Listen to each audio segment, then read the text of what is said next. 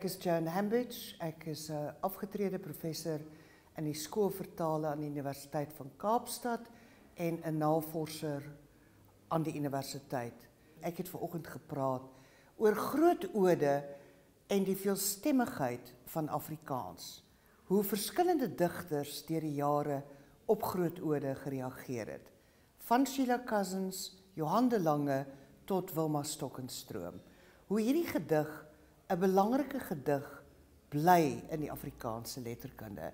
Dit is meer as 'n ode, dit is 'n klaagsang, dit is 'n gedig wat ons alles vertel oor hoe poësie werk. Dat 'n gedig is nie net verbonde en verbind aan die tyd waarbinne dit verskyn nie, en dat verskillende lesers het deur die jare insigryk op hierdie teks gereageer.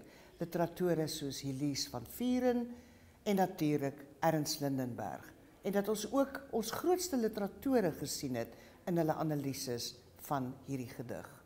Maar vir my, vanoggend was die fokus op hoe hierdie gedig soos 'n ystydperk verskillende yslae berg. Lou is steeds 'n belangrike figuur. Dit is opvallend hoe sekere digters verdwyn en dan weer terugkeer. In Afrikaans het ons dit ook beleef met Olga Kirsch, wat na jare se stilte was sy weer belangrik binne die Afrikaanse poësie. En verskillende digters het gedigte oor haar geskryf, ook studies. Digters wat op haar gereageer het, was onder andere Johan de Lange, Bernard Orendaal, ek self. Maar wat ook belangrik is, dat Van Wyk Lou bewys eintlik die belangrikheid van taal. Soos Ottone Emericio in sy belangrike handleiding geskryf het oor die digkuns. Language and poetry. Poetry is a love affair with language. Afrikaanse volhoubaarheid lê in die veelstemmigheid en die feit dat verskillende mense op Van Wyk Lou reageer. En dit is wat dit so fantasties maak. Met ander woorde, dat buite die standaard opvattings oor Afrikaans is daar iets anders wat huiwer. Ek het van 1998 tot 2005 gedien as 'n gewone mede-redakteur. Toe pad gevat met Oxford University Press en in 2023 begin as die uitvoerende direkteur en hoofredakteur. Ons het gepraat vandag oor die eerste eeu van die WAT. Die WAT vier volgende jaar ons 100ste bestaanjaar. So dit was 'n opsomming van wat is in die verlede gedoen aan die WAT, hoe lyk ons hede en wat gaan in die volgende eeu van die WAT se bestaan moet gebeur. Die stand van die WAT op die oomblik is baie gesond. Ons kon gestalte gee aan die visie wat daar was vir die WAT as omvattende inklusiewe skatkamer vir Afrikaans. Ons is in die middel van 'n 10-jaar plan wat die produksie versnel het, trek nou by die letter V en ons hoop om in 2028 die letter Z te voltooi en publiseer. Die toekoms is dat ons weer van vooraf sal moet begin by A, natuurlik, want die eerste deel van die WAT, al was dit toe al 25 jaar aan die gang, is eers op 7 Mei 1951 gepubliseer. En hoewel ons bietjie bygewerk het sedertdien, het ons nog niks grondigs gedoen aan daardie eerste deel nie. So 'n mens hoef net te dink aan wat alles sedert die 1950s verander het in die landskap rondom ons, tegnologie ensovoorts. En al daardie woorde vir daardie konsepte moet nou heropgeneem word en woorde het ook in betekenis en konteks verander sedert die 1950s. So ons sal weer begin by A. Maar 'n ander ding wat ons ook baie aandag aan moet gee, is om seker te maak dat die woordeboek ten volle verteenwoordigend is van die volle Afrikaanse taalgemeenskap. So ons sal daaraan ook aandag gee om van daai ou dele regtig op te dateer om op dieselfde vlak as die nuwer dele te wees. Die AWS kyk maar na 'n klein deelversamelingkie van Afrikaans en dit is net standaard Afrikaans en ook daar gee dit nie die volle prentjie nie. 'n Woordeboek soos die handwoordeboek van die Afrikaanse taal of die verklarende Afrikaanse woordeboek van Faros bied 'n omvattende prentjie van 'n standaard Afrikaans. Maar 'n mens moet besef dat daai woordeboeke soos die HAT is maar so groot soos een volume, een letter van die WAT. En dit gee vir mense 'n idee van die omvang van die Afrikaanse woordeskat buite daai standaard Afrikaans. Daar is al die gebruiksvariëteite in Afrikaans, die geografiese variëteite soos Kaapse Afrikaans en Gariep Afrikaans. Daar is slang, daar is tronktaal ensovoorts, waarna ons moet kyk as die WAT, maar ons kyk ook nie net na daai gebruiksvariëteite nie, ons kyk bokant die standaard ook. Ons kyk na vaktaal wat dan nou ambagstaal insluit. So watter terme gebruik 'n loodgieter in Afrikaans? Dit moet in die WAT kom, maar ook watter terme gebruik 'n kernfisika professor. En daardie terme moet ook in die WAT kom. En daarvoor het ons 'n hele klomp vakkundige medewerkers wat ons help, en baie van hulle is akademielede. So ons is baie dankbaar teenoor die akademie vir die groot rol wat dit speel om ons te ondersteun. Daar is ontsettende goeie geleenthede wat die vooruitgang in tegnologie vir ons bring. Dit help ons op die oomblik geweldig baie om ons webwerf op te dateer en om 'n beter aanbod aan ons aan ons kliënte en ons klante te lewer. Maar soos met al hierdie goeders is daar twee kante van die munt, en natuurlik moet 'n ou baie versigtig met iets soos kunsmatige intelligensie omgaan, want in Suid-Afrika is ons bietjie soos die Wilde Weste. Die referaat het gehandel oor die standaard Afrikaanse woordeskat of die ontwikkeling van die standaard Afrikaanse woordeskat oor die afgelope eeu. So bietjie oor die tendense en die temas wat ons kon identifiseer aan die hand van woorde wat geskrap is en bygevoeg is mettertyd, so veranderinge in die woordelys. En ja, ons het veral ook gepraat oor ons toekomstige planne om alle woordelyste van die AWS te digitaliseer en dan nog heelwat navorsing daaroor te doen. Die woordelys is in 'n baie groot mate weerspieëling van die tydsgees, van die tyd waarin daardie uitgawe van die AWS verskyn het. So dit is juist iets waarna ons gekyk het, watter tipe periodes kan ons onderskei in die ontwikkeling van Afrikaans, net aan die hand van die woorde wat tot die woordelys toegevoeg is en geskrap is. Die doel van, of die mandaat van die Tolkommissie is om een variëteit van Afrikaans op te skryf, en dit is die standaard variëteit. So dit is slegs die variëteit wat 'n mens gebruik as jy in formele situasies skryf of besig is met geskrewe Afrikaans.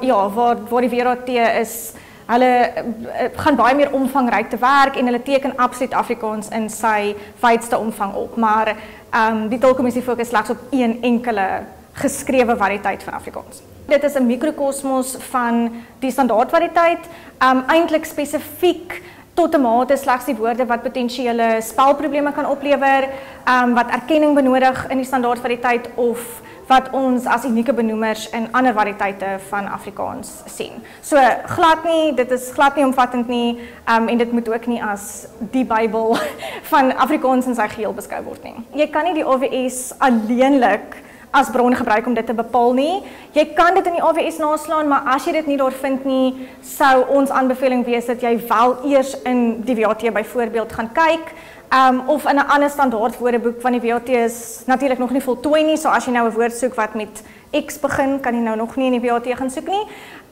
Maar nee, dit is, ons voel dat mense 'n wye verskeidenheid van standaard woordeboeke moet raadpleeg, en as iets in die AWS is nie, beteken dit net gewoon, miskien lewer dit nie spelprobleme op nie, maar dit beteken nie noodwendig dat dit nie standaard Afrikaans of Afrikaans is nie. Mense moet dit absoluut gebruik vir die doel waarvoor dit geskryf is, om leiding oor spelling en skryfwyse te gee vir mense wat in formele situasies besig is met die geskrewe variëteit van Afrikaans. Ja, en mense moet nie die doel van die AWS, ek dink, verwar met die doel van ander leksikografiese hulpmiddels nie, byvoorbeeld. Ek is Michelle van der Merwe en ek het 'n besinning gelewer oor die rol van die fakulteit van opvoedkunde aan die Universiteit van Stellenbosch in Afrikaanse taalonderrig in die afgelope eeu. Dit is in die departement kurrikulumstudie gesentreer. Die departemente het verander mettertyd, maar dit is hoekom ek dan nou oor die fakulteit opvoedkunde as sulks gepraat het. Ek dink ons het 'n absolute leidende rol gespeel in die onderrig van taal, het sy taalkunde en letterkunde. So ek het begin om oor 'n leksikograaf te praat, J.J. Smith, wat die eerste redakteur van die WAT was. Ek het oor Henny Oukamp gepraat, 'n Hertzogpryswenner. Ek het oor Ria Kombrink gepraat, wat bekend is vir die Vriende van Afrikaans, en ek het oor Michael Lekodeur gepraat, tans die stigting van die bemagtiging van Afrikaans en ook 'n skrywer van talle publikasies. Ek glo die invloed duur voort. Ons het baie studente wat Afrikaans neem. Die studente doen Afrikaans voorgraads en nagraads en ons maak 'n verskil aan onderwys in Afrikaans. En ook nie net Afrikaans as huistaal of eerste taal nie, maar ook Afrikaans as eerste addisionele taal, met ander woorde die tweede taalsprekers van Afrikaans en ook eintlik die aanleerders van Afrikaans. Want gegeewe die kultuursamestellings van ons skole deesdae, werk ons nie net met moedertaalsprekers van Afrikaans nie. Daar is eintlik baie tweede taal en derde taalsprekers van Afrikaans. Dit raak eintlik al hoe meer en mense gebruik Afrikaans nog steeds as 'n kommunikasietaal. Ek is 'n afgetrede professor van Tikkies en ek is nou op die oomblik nog 'n navorsingsassosiaat by Koffsies internasionale betrekkingskantoor. Laat ek net sê waar ek in die ding begin belangstel. Ek gaan dit vir julle wys. Ek het in hierdie uitgawe van die tydskrif vir geesteswetenskappe, dis Maart verjaarsinne, het ek 'n artikel geskryf oor die traject van Afrikaans as inheemse onderwystaal van 1925 tot 2025. So ek het probeer kyk na hoe het Afrikaans in die onderwys gepresteer in daai laaste 100 jaar. Hy word as 'n inheemse taal bestempel en hy is. Hy kom nie uit Europa uit nie, maar inheemse tale is gewoonlik een taal in 'n land en hy het geen probleme nie. Maar waar daar 'n inheemse taal en ander tale is daar altyd wrywing. En dis iets wat mense nie verstaan nie, is 'n tale as hulle saam in dieselfde omgewing is daar altyd wrywing en stryd tussen die tale self, maar ook die regerings wat die ding beheer. Die Nederlanders het nie vir Afrikaans verwelkom nie. Die Engelse het in 1806 in Suid-Afrika aangekom. Hulle het Afrikaans heeltemal geïgnoreer. Toe die Anglo-Boereoorlog uitgebreek en daarna het Afrikaanse skole heeltemal gestop. Net 15% van die Afrikaanse kinders het tot by graad 7, standaard 5 gevorder, omdat hulle nie in hulle moedertaal onderrig is nie. En dis die ding wat vir my nogal vir my 'n brandende issue is. As jy kyk net na die taalbeleid in universiteite, is daar net een taal wat erken word, Engels. So 'n paar universiteite kan nog in sekere vakke ouens in Afrikaans onderrig, maar die enigste taal wat hulle erken is Engels. Dieselfde ding is by die skole besig om te gebeur. Jy kan op die oomblik nog in party skole na graad 3 in Afrikaans aangaan. Dit is skole wat reeds bestaan, of dit is onafhanklike skole, maar daar is die heeltyd druk op hulle.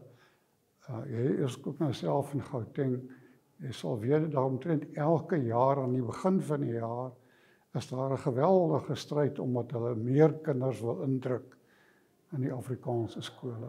Bloot omdat hulle nie genoeg skole bou en genoeg klaskamers voorsien. Die land kort 82.000 klaskamers. So ja, daar word in Afrikaans gediskrimineer. Afrikaans as hy op sy eie net as 'n taal wat deur wit mense gepraat word. As hy in daai hoedanigheid met die regering wil veg om sy skole te behou, dink ek nie het 'n kans nie. Maar as hy saam met die ander inheemse swart tale wat presies dieselfde probleem het, eintlik erger, dan het hy 'n kans om te oorleef. Afrikaans is 'n goeie taal. Ek het gesê hy is eintlik die 140ste grootste taal uit 7000. Ek het gesê hy word in baie lande verstaan. Dit word in Amerika onderrig, dit word in België onderrig, word in Rusland onderrig. So ja, ek dink die taal staan sterk en hy word hoog aangeslaan. FETSAS is die beheerliggaam federasie vir skoolbeheerliggame van Suid-Afrikaanse skole. So ons werk met die governance komponent van 'n skool, die bestuur en die leierskap.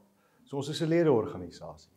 Ek is 'n prokureur van professie en dis ook in die onderwysreg betrokke geraak het. So FETSAS was een van my kliënte gewees destyds. Ek het mooi ingepas by die tema van jaar Afrikaans 100, maar ek het nie agtertoe gekyk nie. Ek het die vraag gevra, gaan Afrikaanse skole oor 100 jaar nog daar wees? Ja, die antwoord is ja. Die antwoord is want dit lê eintlik 'n gemeenskap se hande. En ek het in die sessie ook gesê, nommer 1, ons moet genoeg kindertjies hê. Soos daar nie Afrikaanse kindertjies is en ouers wat hulle kinders na Afrikaanse skole toe stuur, dan gaan ons nie Afrikaanse skole hê nie. Dis die eerste belangrike ding. So as ons nie getalle het nie, gaan daar nie kinders wees nie. Maar die tweede belangrike ding is vir gemeenskappe om te sê, ons is nie uitgelewer aan die owerheid nie. Ek dink as klomp van die kwessies wat 'n groter bedreiging as die staat of die Bella-wet is of politici, en 'n simpel besluite wat ons self in skole neem. So skoolgemeenskappe gaan weer moet gaan kyk na hulle eie programme. Ons moet gaan kyk na die welstand van personeel. Ons moet gaan die vraag gaan vra, kom ons regtig uit by die kernelemente van onderwys, die hart van onderwys. Ek probeer so hard die beste skool in die land en die wêreld wees, dat jy vergeet partykeer moet nie die beste skool vir die kinders in jou skool wees. En hoe kry jy gemeenskap betrokke om saam eienaarskap te vat van 'n skool? Want dan kom niemand anders nie. En dis die faktore wat gaan bepaal of waar 'n Afrikaanse skool gaan wees, nie die staat nie. Of die Afrikaanse gemeenskap genoeg eienaarskap gaan vat en genoeg waarde gaan toevoeg, dat 'n kind sê, ek wil Afrikaans onderrig ontvang. Ons kyk so baie buitekant om te sê, wat is die bedreigings van buite af? En ek dink die uitdaging vir goeie skole going forward, as ek Engels kan gebruik, is kom ons kyk binne toe. Wat is hierdie goed waar ons eintlik beheer het, wat die staat nie hulle hande opsit nie. Dis die boeye wat ons vir onsself aansit, om na daai goed te gaan kyk. Dit sluit in 'n oordrewe dryf om bekers heeltyd te wen. Ek moet die beste kinders inbring sodat ek kan bekers wen. Dit maak dat ons personeelkamers is gedaan. Die mense moet hulle dood werk dag en nag en ons brandonderwysers uit. Dis goed wat ons baie keer op onsself sit. Ons pak baie keer sulke groot finansiële projekte aan met langtermyn laste wat ons op gemeenskappe sit, met leksure wat bitter min uit te waai het met die kwaliteit van onderwys in die klaskamer. Ja, ek wil baie graag hê dat ons as gemeenskap moet praat van wie wil ons hê met ons kinders werk. Dit gaan afhang van jou leierskap, nee. So jou leierskap in jou skool, maar ook die leierskap die beheerliggaam, die beheer en bestuur van die skool wat moet gaan sê waartoe wil ons gaan en kom ons doen dit. Moenie wag vir iemand anders, moenie wag vir die staat, moet ook nie sê ek is 'n slagoffer nie, vat eienaarskap, bring jou skoolgemeenskap byeen, besluit, wie wil ons wees, wat wil ons doen en doen dit.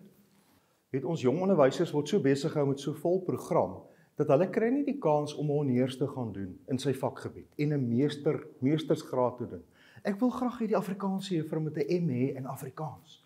Ek wil graag hê die wiskunde onderwyser moet sy meestersgraad hê in wiskunde. So ons aspireer so dat jy moet 'n skoolhoof word, dat ons vergeet die professie het eintlik 'n wonderlike professionele sy. Ons moet baie meer moeite doen om ons onderwysers geleenthede te gee om verder te studeer of om jou te bekwam om 'n goeie leier te kan wees vir die toekoms. Daar's baie beurse. Ek moet nou sou gaan kyk dit wat in die Afrikaanse onderwysnetwerk lê, dit wat by die SA Akademie lê, die rapport onderwysfonds. Daar's soveel geleenthede vir mense om verder te studeer en ons moet mense smeek om aansoek te doen vir nagraadse studie wat amper ondenkbaar is in ander vakgebiede. Ek het geen kaartjie oorseen gekoop nie. Ek vlieg nêrens heen nie. Ek trek nêrens heen nie. Suid-Afrika is my land.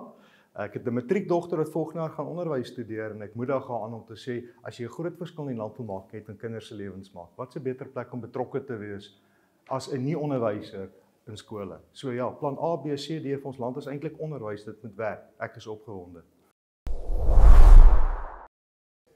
Vertalings in Afrikaans, dit is nou die interessante geskiedenis daarvan. Jy weet, in 1652 kom Jan van Riebeeck hier aan met die Statenvertaling by hom, maar het lewe geruime tyd voor C.P. Hogenhout, daar in 1870, 1880 eers 'n vertaling doen van Matteus wat vir die kerkbode voorgelê word, wat nie gepubliseer word nie. Daarna volg enkele vertalings van C.P. Hogenhout en sy vriende, dan S.J. de Tooy, wat daar aan die einde van die eeu 'n hele klompie vertalings gedoen en vroeg in die volgende eeu 1900 se paar vertalings doen wat nie oral aanklank gevind het nie. En dit lei toe dan uiteindelik daartoe dat Afrikaans vertalings in Afrikaans nie so direk begin is en daar het na al die jare eintlik van Afrikaans in Suid-Afrika. Nou, dit is die Vrystaatse Sinode wat besluit het dat hulle graag 'n vertaling in Afrikaans wil hê en hulle dit toe aangemoedig. En ek het in die referaat net gesê dat wat gebeur het is dat die Britse en Buitelandse Bybelgenootskap gesê het, dis wel belangrik, hulle sal aanvaar dit, hulle sal dit finansier, maar dit moet in ooreenstemming met die Statenvertaling wees en met die Textus Receptus as die brontaal. Nou, aanvanklik is probeer om dit so te doen, en dit het nie geslaag nie. 'n Poging wat aangewend was, is nie goed ontvang nie, en toe is besluit om dan van grond af uit die Hebreeus en die Grieks vertaling te doen, wat dan uiteindelik uitgemond het in 1933 in die 33 vertaling. Deesdae praat mense nou van 'n brongeoriënteerde vertaling as hulle van 'n meer letterlike vertaling praat, maar dit is maar eintlik meer 'n meer letterlike vertaling.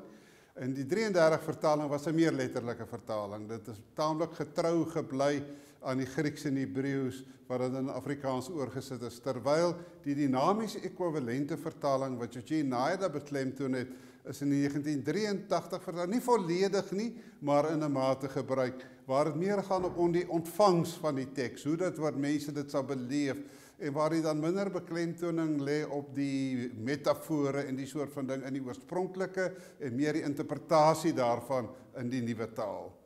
Die 2020 vertaling is nou die jongste vertaling wat in Afrikaans bekendgestel is. Dit is ook 'n meer brongeoriënteerde vertaling.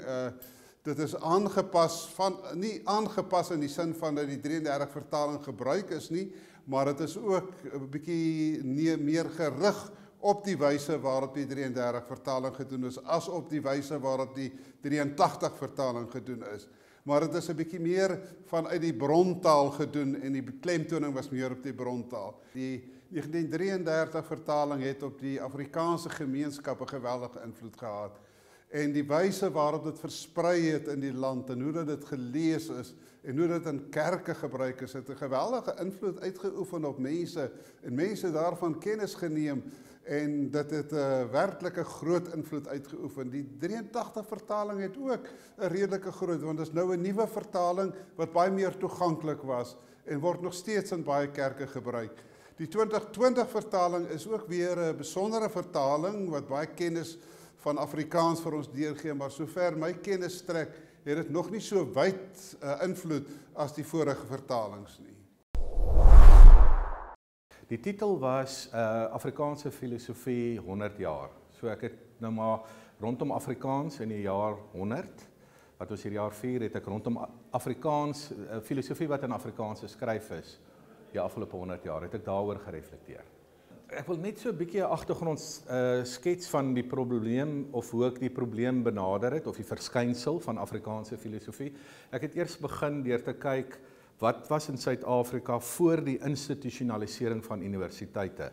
Want dit is gewoonlik by universiteite waar jy departemente filosofie kry en dan die formalisering van denke. Dit beteken egter nie filosofie vind net in filosofie departemente plaas nie, maar dit is 'n interessante ding om na te kyk. Dit vind natuurlik filosofiese denke buite om filosofie departemente plaas en daar gebeur onder digters of in die koerante of tussen opvoedkundiges, oral is daar denke. Maar die gesistematiseerde denke wat mense nou as 'n dissipline sou beoefen by universiteite. En toe het ek tot die konklusie gekom, na jare se studies en navorsing, het ek tot die gevolgtrekking gekom dat ons het in Afrikaans. Ek kon nie nou by hierdie geleentheid ook kyk na die breë Suid-Afrikaanse prentjie. Ek het nou net meer gefokus op wat in Afrikaanse wêreld gebeur het by universiteite in die 20ste eeu en meer spesifiek onder Afrikaners. hoe het hulle denke vorm aangeneem by hierdie histories Afrikaanse universiteite. En dan is daar twee baie sterk lyne. Dit is die sogenaamde fenomenologiese tradisie wat jy in Afrikaans het, veral rondom plekke soos Pretoria en Stellenbosch, en dan die reformatoriese filosofie wat jy het rondom Potchefstroom en Bloemfontein in die 20ste eeu. So dis 'n historiese gegewe. Ek bestudeer dit want ek wil ook probeer verstaan hoe het daai filosofiese opleiding met ander goed te doen gehad, soos opvatting van etiek, opvatting van politiek, opvatting van religie. Dis interessant, hulle vertrekpunte verskil redelik radikaal in die sin dat ek sou sê die fenomenologiese tradisie met sy uitlopers. En nou jy kry dinge soos die ontologie van Heidegger, jy kry die hermeneutiek van Gadamer, jy kry die interessante werk van Ricoeur, en dan kry jy ook die existentialisme op 'n manier, en dan kry jy later nog die kritiese teorie en ook iets soos poststrukturalisme of postmodernisme. Dis eintlik 'n pakkie wat uit die hele fenomenologie kom. En ek sou sê daarin, as 'n mens nou moet sentrale begrippe daar uithaal, veral fenomenologie aan die begin van hierdie denkontwikkeling, dan gaan dit baie sterk oor ervaring. So die vertrekpunt is ervaring van die mens in verhouding met die werklikheid.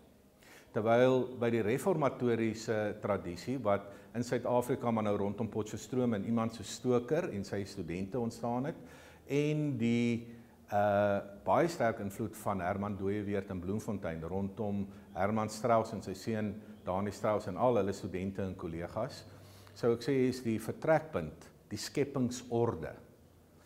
Nou, dit is dan ervaring teenoor skepingsorde. En dan ding die twee tradisies mee, wie het die beste begrip van die werklikheid. En dit het 'n lang geskiedenis gehad in die 20ste eeu, en dit het uitgeloop in verskille oor dinge soos etiek, opvoedkunde, politiek, religie, hoe dit begrond word of hoe die gesprekke daaroor vloei. Kyk, uit die aard van die saak sou nog baie dieper in daai gesprek, miskien moet ons maar heeltemal 'n ander geleentheid skep, laat mense in die detail kan ingaan van daai verskille. Maar ek sê tans op die oomblik hier die reformatoriese filosofie eintlik by die staatsuniversiteite tot 'n groot mate onttrek, is nie meer daar nie. En is nou by 3 Afrikaanse instellings, private instellings, gaan jy dit wel kry. Terwyl die fenomenologiese tradisie het so 'n bietjie in 'n ander baadjie, is nog steeds baie invloedryk by die staatsuniversiteite, maar nou binne 'n postkoloniale paradigma en nie meer die Afrikaanse paradigma van daai historiese Afrikaanse universiteite, wat baie rondom 'n gemeenskap gegaan het as binne 'n groter geheel.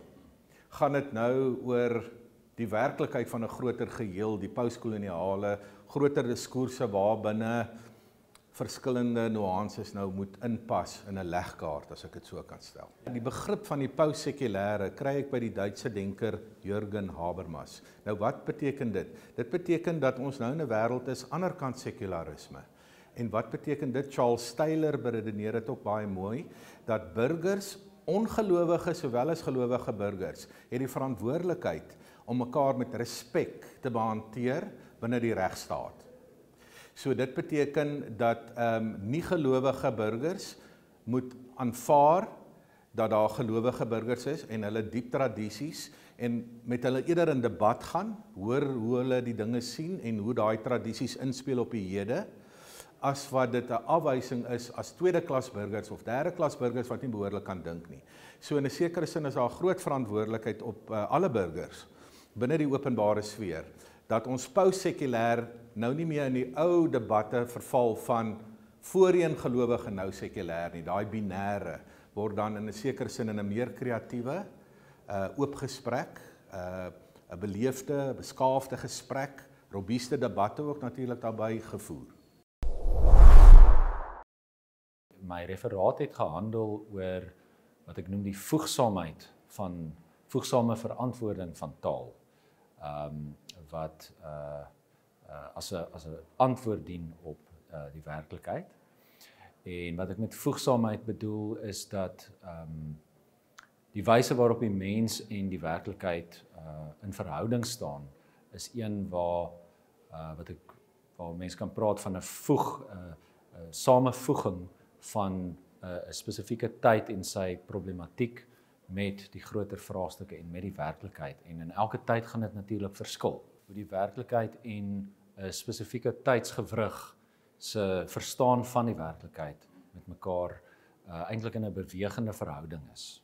So taal het ek gesê is nie net soos 'n klomp denkers dit gepostuleer het, iets wat in die menslike brein gesetel is en op die werklikheid afgedwing word nie, want daar ontstaan natuurlik 'n groot klomp vrae uit so 'n posisie uit wat die linguiste nie hoef te antwoord nie, omdat hulle nie werk met die verhouding van die werklikheid met taal nie, maar slegs met taal.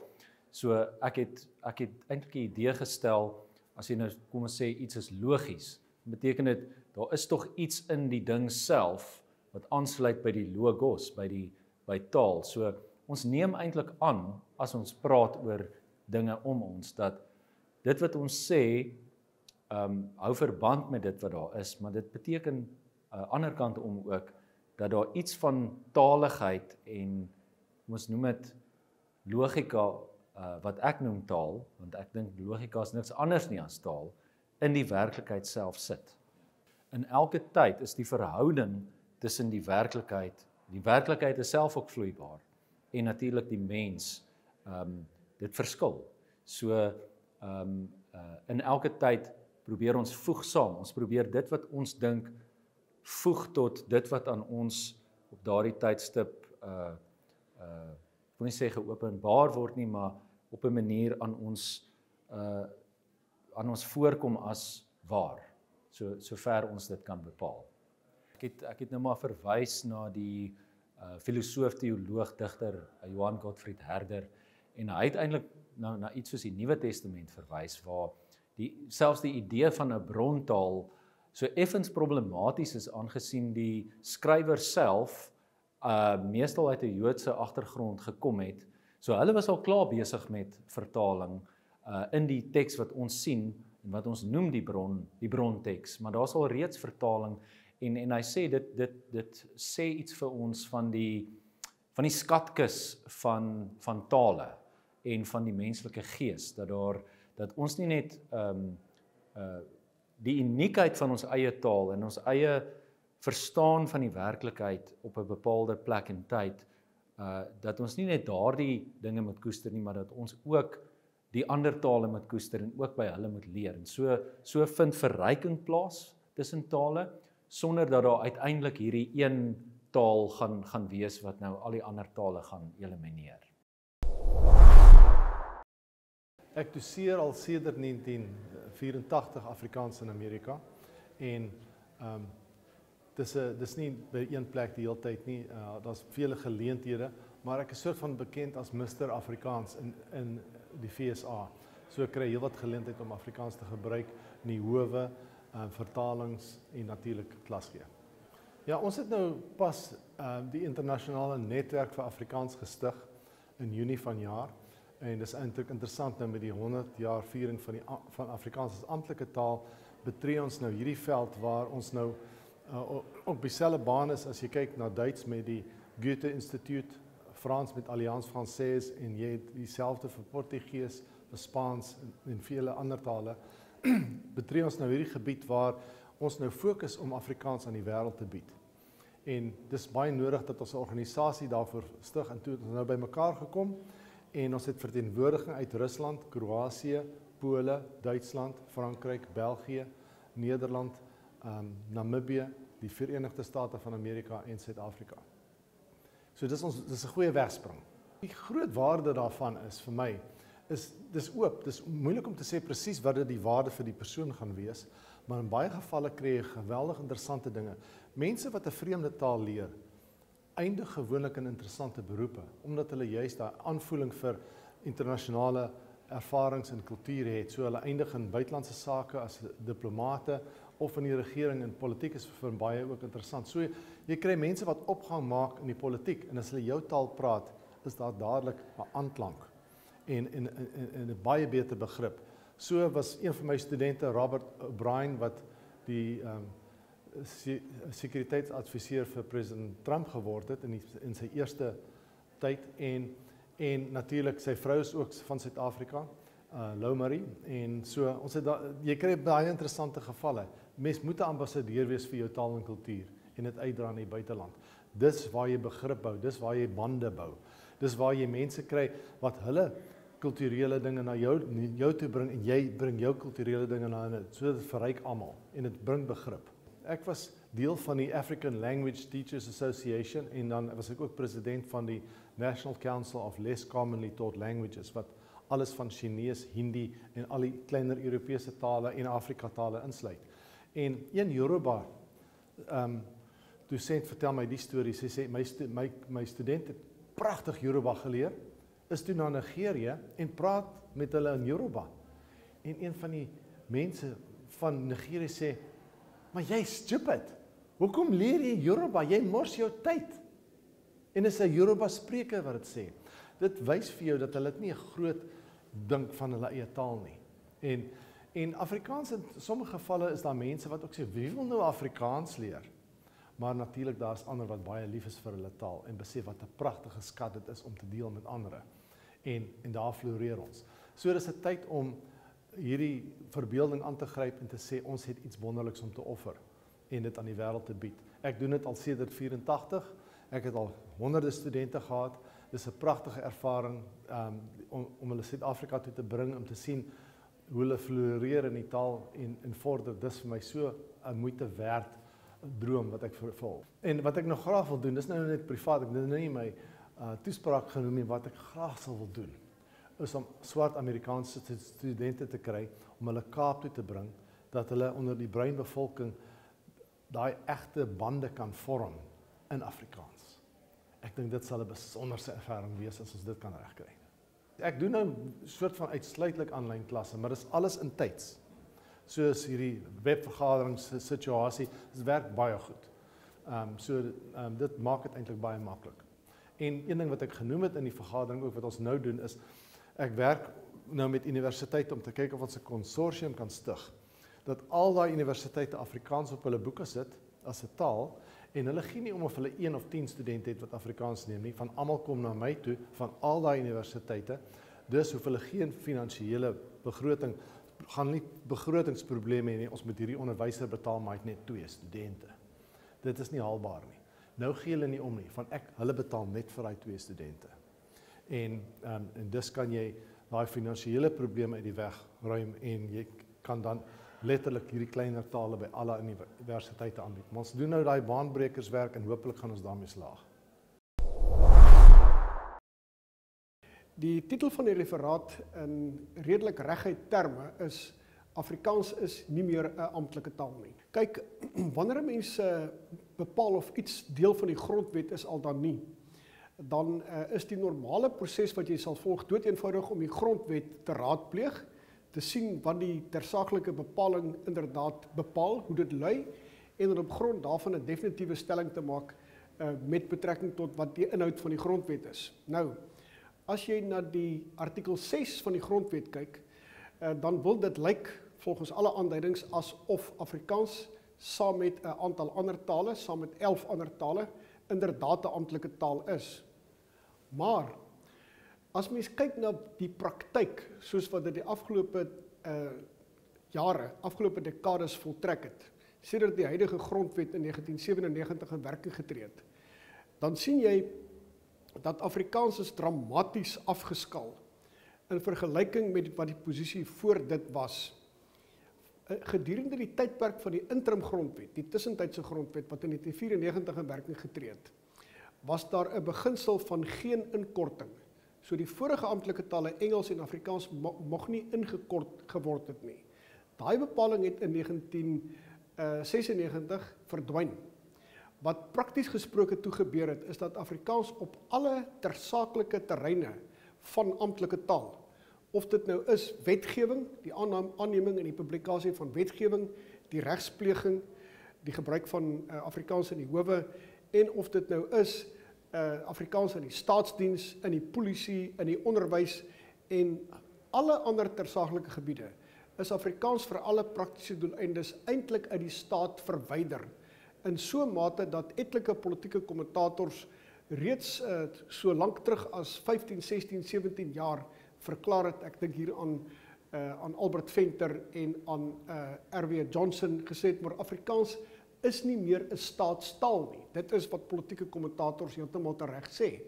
So wat gebeur het is, ofskoon daar geen verandering in die formulering van die bepalings was nie, het Afrikaans vir praktiese doeleindes uit die daadwerklike konstitusie verdwyn. Nou ek werk met 'n andersoortige teorie van wat is in 'n grondwet en wat is nie. En ek onderskei tussen, aan die een kant het jy die grondwet, dit is wat vervat is in skrif, maar daarteenoor het jy 'n daadwerklike konstitusie. Vir daai doel moet jy na die daadwerklike feite kyk, soos wat dit daagliks voltrek. As jy daai feite gebruik as jou maatstaf om te bepaal wat is in die grondwet en wat is nie, dan sien jy dat artikel 6 van die grondwet, wat gaan oor amptelike taalgebruik, eintlik 'n wanvoorstelling maak oor wat die daadwerklike konstitusie behels. Volgens die daadwerklike konstitusie, met verwysing na die 5 terreine wat ek genoem het Afrikaans vir praktiese doeleindes eintlik verdwyn. So ek sê, dit is die verskynsel van vervalle reg, meer bepaald vervalle konstitusionele reg. Daar's trouwens nog etlike ander voorbeelde wat ons ook kan gebruik van vervalle of vervangde konstitusionele reg. Nou wat gebeur het is dat in Suid-Afrika oor die afgelope 2 tot 3 dekades het Afrikaans vir praktiese doeleindes, ten minste het Engels vir praktiese doeleindes die enigste amptelike taal geword en is Afrikaans is verwyder en geen een van die ander tale wat oënskynlik amptelike status geniet, het werklik gegroei tot daadwerklike amptelike status gegee die gebruik daarvan nie, want dit word doeteenvoudig nie vir amptelike doeleindes gebruik nie. Die enigste instansies, die enigste instellings wat iets daaromtrent kan doen, is die burgerlike samelewing. En dan moet ek 'n stelling maak wat miskien vreemd gaan klink, maar ons is in 'n situasie van verbrokkeling en enklavisering van Suid-Afrika as dit ware, waar die staat hom op 'n klomp plekke doeteenvoudig onttrek, waar hy doeteenvoudig nie meer regeer nie. En ons sien toenemend dat burgerlike instellings, of dit nou gaan oor die opwekking van elektrisiteit, en of dit nou gaan oor veiligheidskwessies, of dit nou gaan oor onderwys en so aan, toenemend op die voorgrond tree, en verantwoordelikhede wat jy normaalweg met die staat vereenselwig gewoon oorneem. Dit gebeur wanneer jy 'n retererende staat is, soos die huidige Suid-Afrikaanse staat. Daarom dink ek dat Afrikaanse instellings, waarvan daar 'n hele rits is, inderdaad met inbegrip van Sakeliga en 'n klomp instellings wat al gestig is, soos Akademia, Soltech, talle Afrikaanse privaat skole, het eintlik al reeds na vore getree om die posisie van Afrikaans op 'n nie-amptelike vlak, maar op 'n daadwerklike vlak te beveilig en waarskynlik, as dit goed gaan, op die lange duur selfs te verbeter.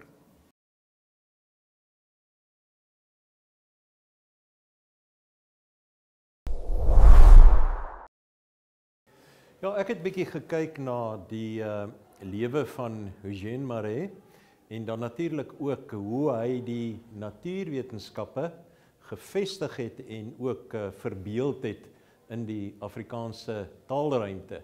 En dit is natuurlik baie belangrik hier met die 100-jarige viering van Afrikaans as amptelike taal, om te kyk na die persone wat grondliggend toegetree het tot Afrikaans. En Eugène Marais was die persoon wat eintlik die wetenskaplike metode op 'n baie meer geordende manier en intellektuele manier in Afrikaans gekommunikeer het, en hy was natuurlik die eerste persoon wat hierdie kommunikasie vir Afrikaans in die Afrikaanse taalruimte ingebring het. Hy het natuurlik Engels groot geword, so hy was trots op sy Franse herkoms in die eerste plek, en dan sy ouers was van die Kaapkolonie. Hulle het baie Engels gepraat, hulle het hulle self ook in Transvaal half verhewe gesien ten opsigte van die Transvaalers wat reeds hier gebly het. Maar hy het wel in die einde van sy lewe het hy in die Waterberge gaan bly, en dit is regtig in die Transvaal Afrikaans sprekende gemeenskap, so hy het hom amper gedistansieer van die Kaapkolonie, van Engels af, waar hy werklik begin omgee het vir Afrikaans. En nie net dit nie, hy het begin studies doen in die gebied van die bobiane en van die termiete. En daarmee saam was hy ook baie betrokke in die gebied self as geneeskundige, waar baie mense na hom toe gekom het om hulle van kwale te genees ensovoorts. En daarmee het hy natuurlik 'n fenomenale mens geword. Almal het opgekyk na hom toe, maar dit kom ook uit sy agtergrond wat gekenmerk was deur veelsidigheid. Van kinderjare af is hy blootgestel aan verskillende kulture, verskillende omgewings waar hy baie verplaas was van skool na skool, en dan ook waar hy in konflik getree het baie keer, soos byvoorbeeld met die ZAR president van daardie tyd, Paul Kruger, waar hy standpunt ingeneem het en Kruger regtig in sy koerant aangevat het van tyd tot tyd. Maar dan ook 'n ander kenmerk van hom was die gereelde soeke na ontvlugting, waar hy nooit lank op een plek kon bly nie. Hy het byvoorbeeld gevlug Europa toe om te gaan studeer, weer gevlug na die Waterberge toe, en natuurlik ook sy ontvlugting in die gebruik van opium en morfine waarin hy later verslaaf geraak het. Op die tyd toe Eugène Marais na die Waterberge toe gegaan het mense bobiane beskou as wilde diere, en ook die mure maar net as 'n las wat jou lande deur mekaar krap ensovoorts. Ekskuus, amper sê ek 'n ander woord, wat jou lande. Okay. En ook termiete het hy gesien as 'n pes wat eintlik daardie tyd maar net uitgewis moet word. Met sy studies het hy egter begin agterkom dat daar verskil is in die diere se gedrag in terme van die termiete wat geneties gekodeerde kennis gebruik het om hulle werk te verrig. Dit beteken dat die mure deur niemand voorgesê is om hulle werk te doen nie.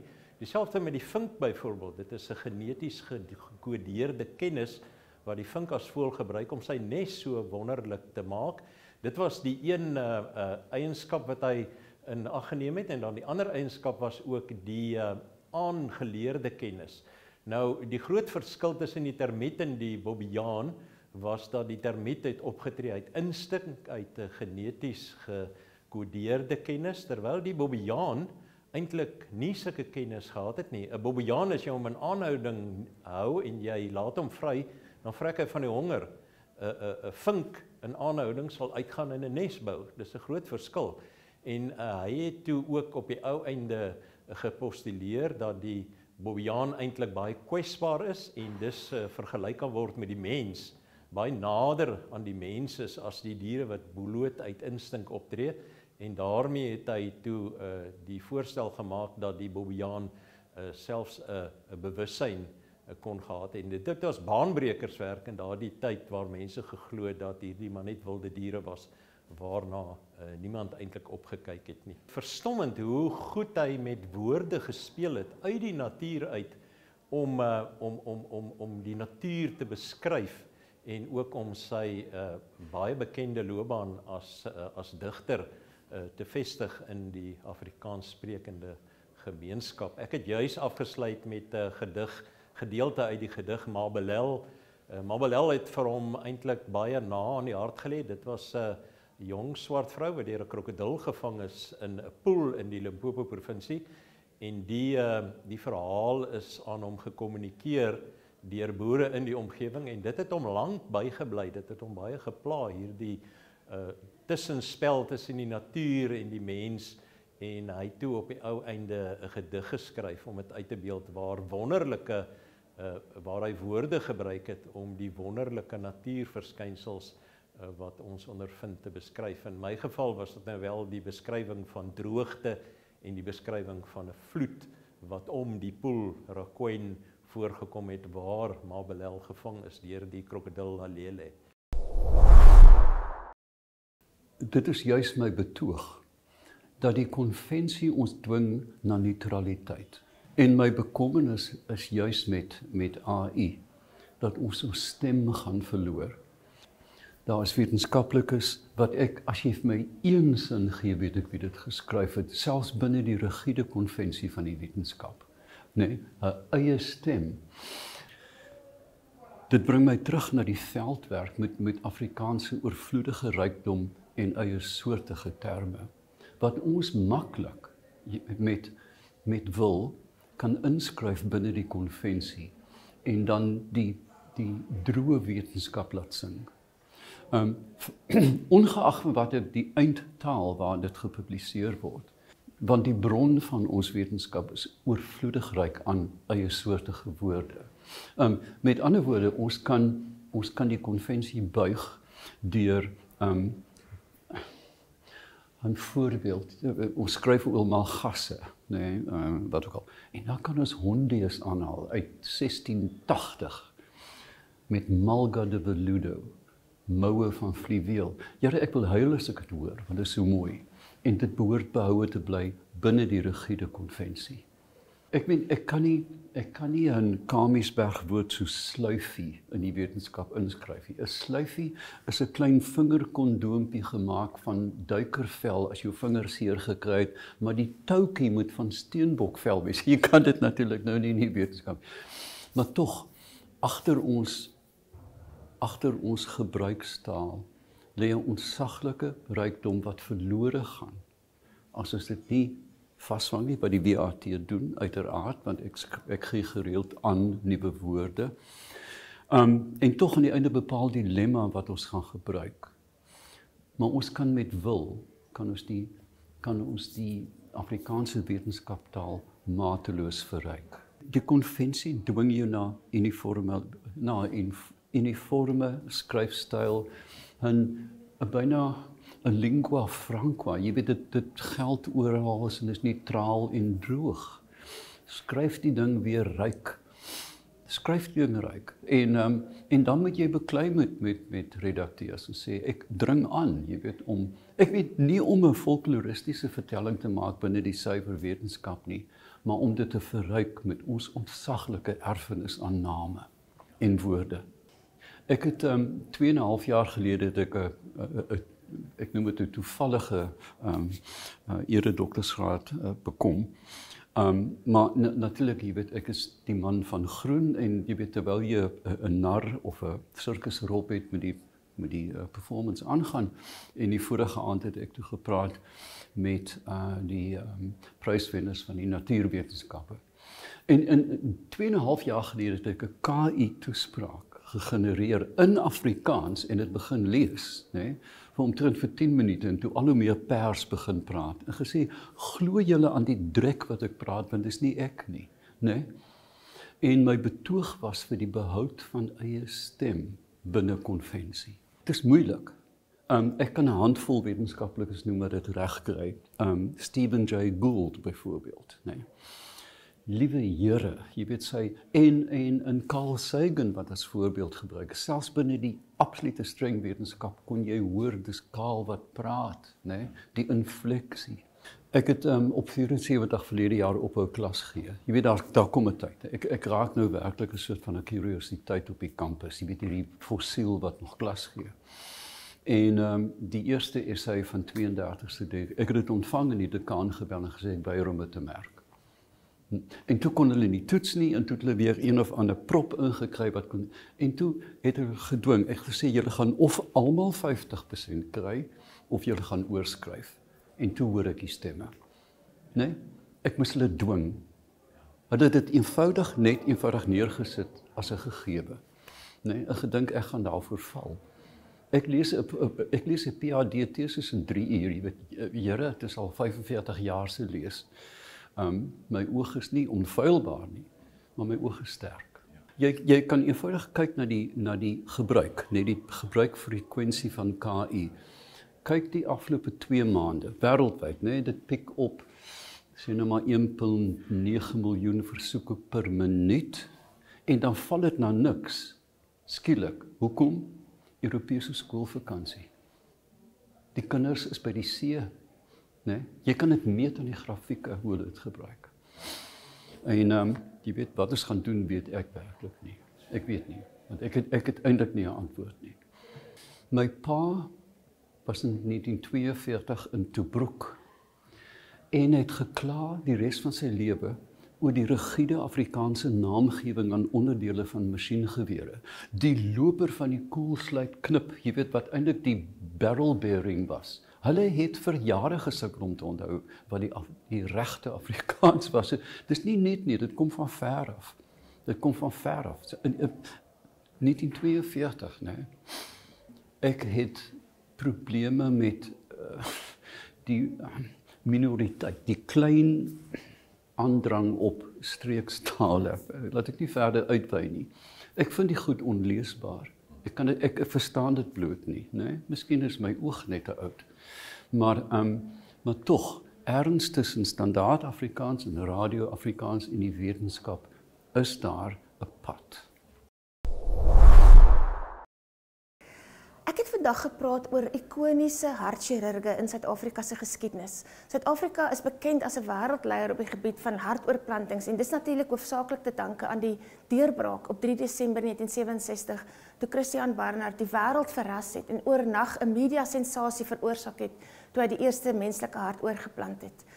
Daarna het ek 'n stuk geskiedenis gevolg wat regtig ongelooflik is om te bestudeer vanuit die oogpunt van wetenskapkommunikasie. Hoe hy dit reg gekry het om met die wêreldse media te werk, hoe goed hy daarmee was, hoe hy die kritiek hanteer het. En hy is vandag vir my een van die ikoniese, mens kan aan hom dink as 'n sterwetenskaplike wat regtig Suid-Afrika op die geskiedenisboeke vir ewig het, maar wat ook vir ons lesse kan leer hoe om kritiek te hanteer, hoe om eenvoudig te kommunikeer, hoe om weg te kom van verkeerde idees. En ek dink tog mense kan nog baie leer uit Chris Barnard se storie. Maar ek het ook 'n bietjie verder gegaan en gekyk na die ander chirurge wat in sy voetspore gevolg het en veral 2 uitgekies. Dr. Willie Koen wat ook by die Christiaan Barnard Gedenkhospitaal werk en wat hom goed geken het as jong man, en ook Susan Vosloo wat ook baanbrekerswerk gedoen het omdat sy die eerste vrou in Suid-Afrika was wat 'n hartchirurg geword het en natuurlik ook dan die eerste vrou wat harte oorgeplant het en wat veral fantastiese werk doen met kinders. Maar al 3 hierdie figure is soms kontroversieel, baie in die openbare oog en al 3 van hulle weet hoe belangrik die media is en dis waarop my praatjie gefokus het.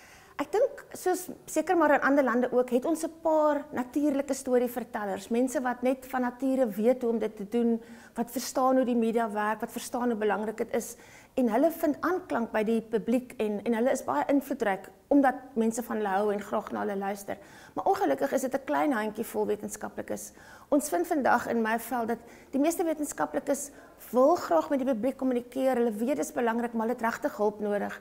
En dis waarom my navorsing kyk na, hoe kan ons wetenskaplikes ondersteun, watter opleiding het hulle nodig, watter hulpmiddels het hulle nodig, wat kan ons doen om hulle te help, sodat kommunikasie deel word van navorsing. Nie iets wat aan die einde gebeur as 'n nagedagte nie, maar van die begin af, want ons moet die publiek saam met ons vat op hierdie ontdekkingstog van die wetenskap. Anderster is daar 'n risiko dat wetenskap en publiek al hoe verder uit mekaar uitdryf. En as mens mooi daaroor dink, die meeste navorsing word tog maar met openbare geld, met die belastingbetalers se geld gedoen. So die minste wat ons kan doen is om vir mense te sê waarmee ons besig is en hoe dit hulle affekteer. Maar ons moet ook verstaan dat kommunikasie van wetenskap beteken nie noodwendig mense gaan hou van wat navorsers doen nie.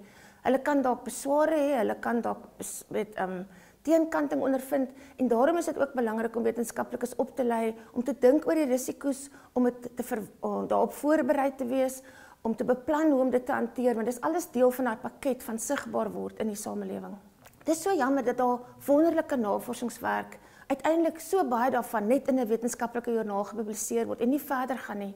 Want die wetenskaplike joernale is vakjoernale, hulle is baie tegnies, hulle spreek net tot 'n relatiewe klein gehoor. En ek dink altyd, jy het so hard gewerk, jy werk soms vir maande, selfs jare, aan 'n publikasie. As ons dit net 'n bietjie verder kan vat, as ons daai publikasie kan gebruik as 'n manier om dit dan baie bekend te maak, om dit meer toeganklik te maak, om dit sigbaar te maak. En dit is daai stap, daai volgende stap vir die dialoog met die samelewing, wat ons graag wetenskaplikes wil help. Ek kan miskien een ding byvoeg, ek glo regtig, daar's baie mense betrokke by wetenskap, kommunikasie, joernaliste, institusionele kommunikeerders, klomp ander mense. Maar sonder die wetenskaplikes self, die navorsers is kernbelangrik. Hulle moet die storie self kan vertel. En daar's verskillende maniere om dit te doen. Nie almal hoef noodwendig voor 'n kamera of op 'n verhoog te wees nie. Daar's baie ander maniere om dit te doen, maar ek glo regtig ons moet die navorsers self oortuig dat dit belangrik is en hulle moet self ondervind watter voordele dit vir hulle kan inhou in hulle loopbane en dan sal ons kan aanhou om dit beter en beter te doen. Ons sien gelukkig deesdae dat befondsers veral begin al hoe meer belangstel in Hoe word hierdie werk gekommunikeer aan die samelewing? Weet mense hiervan? Kan mense toegang kry tot die resultate? So dit is nogal 'n belangrike verskywing, want as die mense wat die navorsing befonds dit belangrik ag, dan begin die navorsers en die instansies ook al meer aandag daaraan gee. So ek dink ons is op die regte pad en die toekoms se wetenskapkommunikasie is potensieel baie belovend. So ek het gekyk, dit is gebaseer op my doktorsgraadstudie wat ek al in 2022 klaar gemaak het, wat gegaan het oor apartheid sensuur, veral in die visuele kunste. So alhoewel daar baie al geskryf is oor literêre sensuur, oor poësie en oor wat in die teaters gebeur het, is daar bitter min oor visuele kunste geskryf, of ten minste daar is min rekord daarvan. So my navorsing het gekyk na kunstenaars wie se werke gesensor was en wat die redes is hoekom die werke gesensor was. En toe het ek spesifiek gekyk na hoe die kerk, die regering en wetgewing almal saamgewerk het en mekaar beïnvloed het. Sekere sake het seker oor moraliteit gegaan, maar dit het eintlik meer politiese doeleindes en doelwitte gehad. En ek het hard probeer om te kyk wat is die patroon wat gevolg is, wat was die redes en al waarmee ek vorendag kan kom is dat dit regtig gegaan het oor die sensorse persoonlike gevoelens teenoor goed. En omdat die wetgewing van so 'n aard geskryf was, het hulle baie vryheid gehad. Die latere wetgewing het hulle natuurlik ook nie nodig gehad om redes te gee hoekom sekere werke gesensor is nie. So ja. 'n Goeie voorbeeld om te sien is byvoorbeeld die Dawid-beeld wat op 'n plakkaat by die lughawe gestop en gesensor was. En dan 2 jaar later natuurlik is 'n beeldhouwerk van daai werk ook gesensor in Middelburg waar die haarsalon eienaar die werk moes strapeer het, sodat dit nie aan die teenoorgestelde geslag gesien kan word nie. En dan natuurlik ook die absurditeit van dat die regering sekere goeders aangevra het, gekommissie het en toe kort daarna is dit dieselfde regering wat die werke toe verban het. So wat hulle self hulle besluite verander deur die loop en baie definitief beïnvloed is deur die kerke se opinies en dan natuurlik ook die publiek se opinies. Natuurlik het hulle nie spesifiek na die visuele kunste verwys nie. En ek dink dit is wat dit ook moeilik gemaak het. Daar was nie 'n wetgewing wat spesifiek gepraat het oor wat in die visuele wêreld toelaatbaar was of nie. En dit is hoekom hulle baie op die kerk gesteun het oor wat die kerk sê is toelaatbaar of nie toelaatbaar nie. Maar om u vraag te beantwoord, natuurlik het gallerye ook selfsensuur en dan natuurlik ook die kunstenaars het selfsensuur toegepas oor wat hulle het gedink wat kon moontlik verkeerd gaan en wat se tipe moeilikheid gaan ons kom en dan daarvolgens het hulle werke toegelaat of nie toegelaat nie. Sensuur gaan voor, ons kan dit byvoorbeeld sien in 2012 Brett Murray se The Spear geval wat ons gehad het. Daar is verskeie werke deur Ayanda Mabule wat gemaak is, as ons kyk na Sapiro se goeders wat uitkom, so ons sien dit nog steeds, dit het dalk nie dieselfde impak as wat dit op tydens apartheidsjare gehad het op die publiek nie, maar dit bestaan nog steeds. Maar ek dink my tema was maar dat ek gebruik graag poesie of Afrikaans as 'n taal in my kunswerke. So dit was die samewerking tussen 'n visuele kunstenaar en natuurlik 'n letterkundige kunstenaar. En ek dink daarmee wou ek probeer wys dat hoe ek die taal eintlik baie meer lewendig kan maak. Jy weet, want ek dink in meeste gevalle mens lees 'n wonderlike roman of 'n digbundel en dis maar dit. Maar as 'n visuele kunstenaar voel ek miskien kan mens iets meer maak met die taal. En jy kan dit lewendig maak deur dit in die landskap te gebruik. Nou as 'n landskapkunstenaar het ek toe gedink, maar kom ons kombineer die twee en ons maak dit meer lewendig en daarmee meer van 'n ervaring. Jy weet, jy sien, behalwe dat jy dit sien, ervaar jy dit deur jou ander sintuie, deur die wind, koud, daar's reuke gekoppel daaraan en dis 'n manier hoe jy dalk die digkuns of 'n kunswerk beter kan ervaar as om net 'n afstand na 'n ding te staan en kyk wat teen die muur hang. So dit is wat ek graag wou probeer weergee by my praatjie wat ek gedoen het. Mense is so gewoond daaraan dat kunstkykers is mense wat na 'n kunsgalery toe gaan.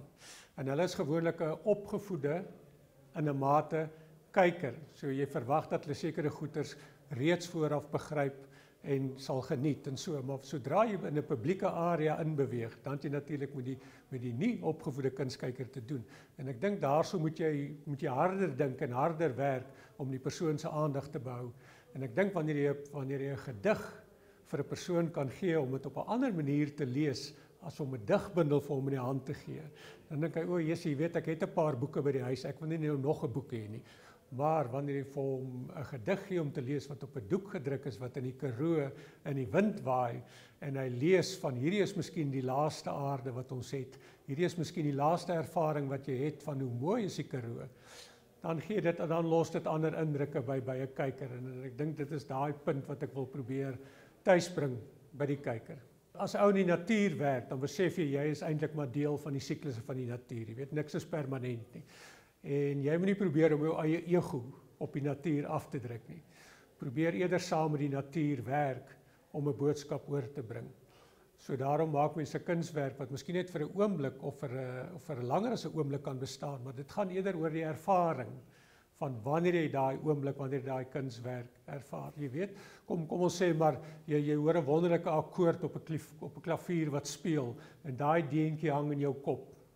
Jy hoef nie daai deentjie te besit nie, maar dit dra in jou kop. En so kan jy so 'n ervaring van 'n kunswerk, jy hoef dit ook nie te besit nie, maar dit bly in jou gedagte. En dis daai gedagte wat jy koester en wat jy saam met jou dra om nuwe invloede en nuwe veranderings in jou lewe te maak en na die lewe te kyk. Dit maak 'n baie groter geheel indruk as wat om net op 'n afstand te kan staan en kyk na iets. So die eerste een was hangende woorde geweest wat ek saam met Gert Kloknel gedoen het. En die tweede een 'n paar jaar later, ook by die Klein Karoo Kunstefees in Oudtshoorn, het ek saam met 46 skrywers gedoen en in totaal het hulle vir my so 166 haikus opgelewer wat ek toe op doeke gedruk het en opgehang het in die Karoo dat die wind daardeur waai soos gebede vla. En in albei gevalle was die werke opgewees vir 'n week, vir so 7-8 dae en is weer afgehaal daarna. So dit was 'n kykervaring wat jy gaan beleef het, en as jy dit nie beleef nie, dan het jy nou maar daai kans gemis in die lewe, maar vir die wat daar was, hopelik het dit 'n blywende indruk gelos.